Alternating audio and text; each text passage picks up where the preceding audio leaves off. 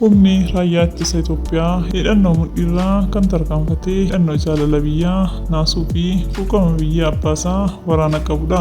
Biyya akka qarooja isaatti ilaaluuf akka lubbuu isaatti mararsiifatuuf wareega dhiigaaf lafee hangatti wareegamutti kan kaffalu waraana qaalii waardiyyaa biyyaa qaaliif dhaabbatedha. Raayyaan ittisaa nageenya biyyaa waaressuuf guyyaa guyyaan gatii guddaa akka baasu hunduu kan beekudha. Raayyaan nageenya eegsisuuf yeroo ammaa tarkaanfii jajjaboo fudhachuun diina rifaatuu keessa galchee jira. Kanumaan wal qabatee naannoo Amaaraatti gareen badii ja'uusaa uummata naannichaa jeeqaa ture harka kennachuu erga eegalee bubbuleera. Keessumattiyyuu Finfinnee galla jechuun gareen sun fokkorsuu cimaadhaan biyyicha jeeqaa ture.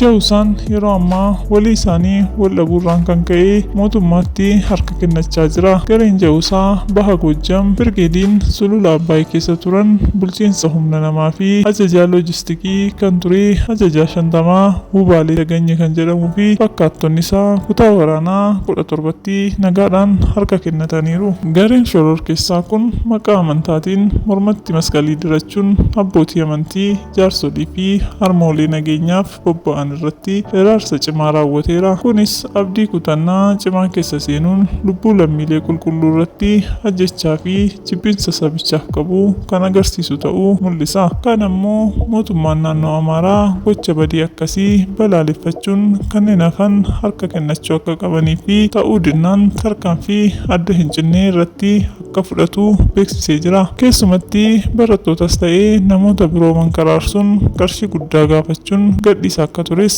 beekamaadha. Haa ta'u malee yeroo ammaa kana gareen badii kun humna raayyaa ittisa biyyaan waan hedduu miidhameef sodaa cimaa keessa galuun lubbuu lammiilee nagaa irratti badii raawwachuun badiisa isaaf karaa saaqachaa jira. Akka dubbii keessaa nu qaqqabdetti sodaa hamaa keessa galee waan jiruuf araara gaafachuuf jaarsolii biyyaa qopheeffachaa jiraachuu oduun miliqxee baatee nu geessee jirti. Kunis wal diigumsi jaa'uusaa sadarkaa xumuraarra ga'uusaa kan mul'isudha. Maddi odeeffannoo keenya tarkaanfii raayyaan ittisa biyyaa fudhachaa jiru daraan cimee akka itti fufus nuuf ibseera. Egaa jaallatamtoota keenya qophii keenya guyyaa har'aa asumaan golomnaa yeroo dansaa qabaadhaa. Galatooma.